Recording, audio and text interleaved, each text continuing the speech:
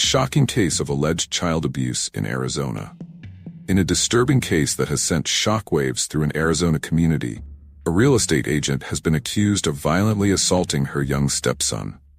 The incident, which allegedly took place on July 28, 2024, has led to multiple serious charges against Ariana Cheyenne Anzuras, including child abuse and aggravated assault.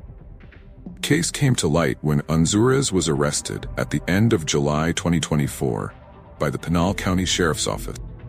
Shortly after her arrest, a grand jury indicted her on 4 major counts: child abuse, 2 counts of aggravated assault, and disorderly conduct. The severity of the charges and the nature of the alleged crimes have raised significant concerns about child safety and domestic violence. Anzuras, who was reportedly working for Adams & Company's Real Estate's Arizona office at the time of the incident, now faces a legal battle that could potentially result in a lengthy prison sentence if she is convicted. The case has garnered attention not only due to the serious nature of the allegations, but also because of the relative lack of public information and media coverage surrounding the incident. The indictment provides some insight into the alleged events of July 28, 2024, though many details remain unclear. The first count, child abuse, is particularly severe. According to the indictment, Anzuras is accused of intentionally or knowingly causing physical injury to a child under 15 years of age, identified only as DS in the document. The charge specifies that she restricted the victim's airway and/or circulation under circumstances likely to produce death or serious physical injury. This charge is further aggravated by 2 factors. First, it is classified as a domestic violence offense, which can lead to enhanced penalties and long-term consequences for the accused if convicted. Second, and perhaps more significantly, it is designated as a dangerous crime against children. Under Arizona law, this designation dramatically alters the potential sentencing, making any penalties particularly severe. Second and third counts both involve aggravated assault, but with different specifics. Count 2 alleges that Anzuras intentionally, knowingly, or recklessly caused physical injury to DS by impeding their normal breathing or blood circulation. This was allegedly done by applying pressure to the throat or neck, or by obstructing the nose and mouth, either manually or with an instrument. The indictment notes that DS is the child of Anzuras' spouse and lives in the same home. Count 3, another aggravated assault charge, focuses on the fact that Anzuras, being over 18 years of age, caused physical injury to a minor under 15 years old. This charge, while serious, is considered less severe than the second count in terms of potential penalty. The final count is disorderly conduct, alleging that Anzuras disturbed the peace or quiet of a neighborhood, family, or person by engaging in fighting, violent, or seriously disruptive behavior. While many details of the case remain undisclosed, some information about the evidence has emerged. According to the Pinal County Sheriff's Office, Anzuras was apparently intoxicated at the time of the alleged attack. When given a breathalyzer test, her blood alcohol level was reportedly more than twice the legal limit. Perhaps most crucially, deputies have stated that the child's biological mother provided both audio and video evidence of the alleged attack to law enforcement. The existence of such evidence could prove to be a pivotal factor in the case, potentially providing clear documentation of the events in question. Presence of this evidence may explain the swift action taken by law enforcement. Child abuse cases often take considerable time to investigate and bring to court, particularly when the only witnesses are the accused and a young child who may be unable to testify. In this case, however, the arrest and indictment came quickly after the alleged incident, suggesting that investigators felt they had strong evidence to support the charges. The charges against Anzuras carry potentially severe consequences. In Arizona, crimes designated as dangerous crimes against children are subject to particularly harsh sentencing guidelines. If convicted, Anzuras could face what is known as flat time, a sentence that must be served in full, without the possibility of early release or earned release credit. The aggravated assault charges also carry significant penalty, especially the second count, which involves impeding breathing or blood circulation. This charge is classified as a Class 3 felony in Arizona, a high-level offense that can result in substantial prison time. The addition of the domestic violence designation to the charges adds another layer of severity.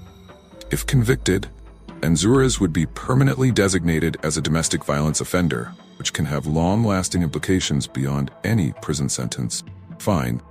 Despite the severity of the charges, Unraveling was released on a $25,000 bond. However, the repercussions of the allegations have already begun to impact her professional life, as she has reportedly been removed from the listing of agents on the Adams & Company real estate website.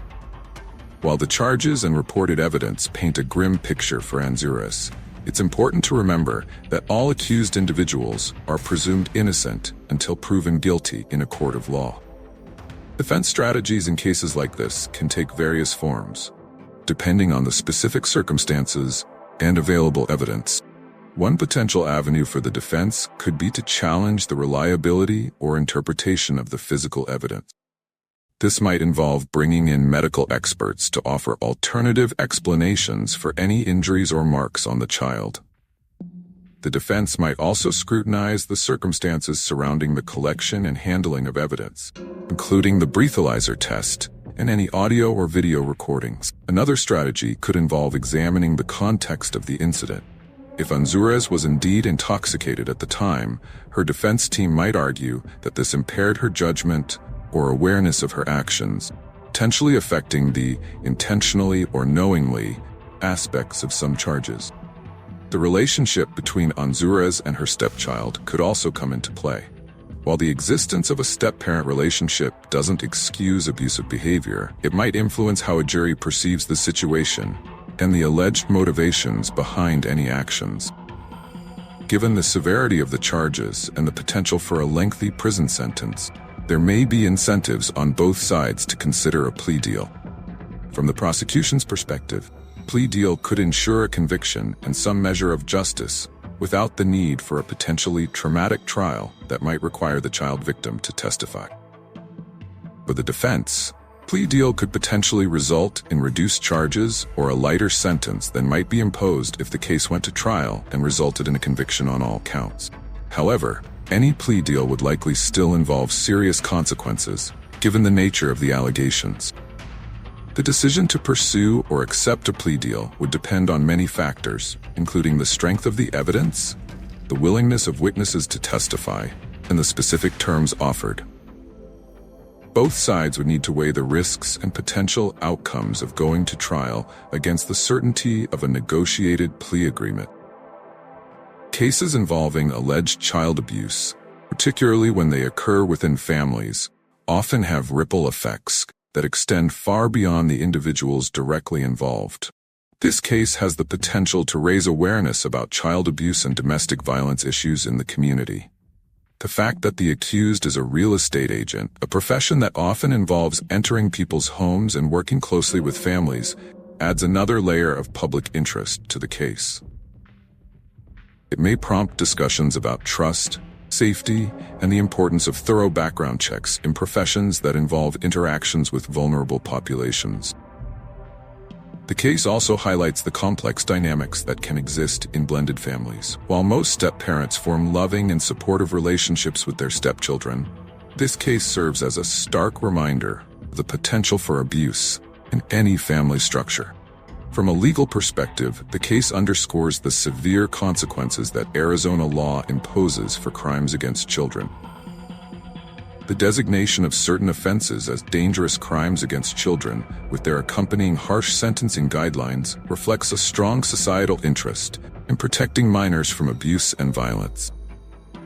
As this case moves through the legal system, it will undoubtedly continue to draw attention and spark discussions about child safety, family dynamics, and the justice system's handling of abuse allegations. While the full details of the incident may never be made public, the outcome of the case could have significant implications for all involved. For Ariana Cheyenne Unraveling, the stakes could not be higher. If convicted, she faces the possibility of a lengthy prison sentence and permanent designation as a domestic violence offender. For the alleged victim, identified only as DS, the case represents a potential turning point in their young life, with the proceedings and outcome likely to have lasting impact. As the community grapples with the shock of these allegations, the case serves as a somber reminder of the importance of vigilance in protecting vulnerable members of society. It also highlights the complex and often opaque nature of family dynamics and the challenges faced by law enforcement and the justice system in addressing and preventing domestic abuse. Ultimately, this case underscores the critical importance of ensuring the safety and well-being of children and the severe consequences that await those who are found to have violated that trust. As it proceeds, it will likely continue to raise important questions about family, justice, and the protection of society's most vulnerable members.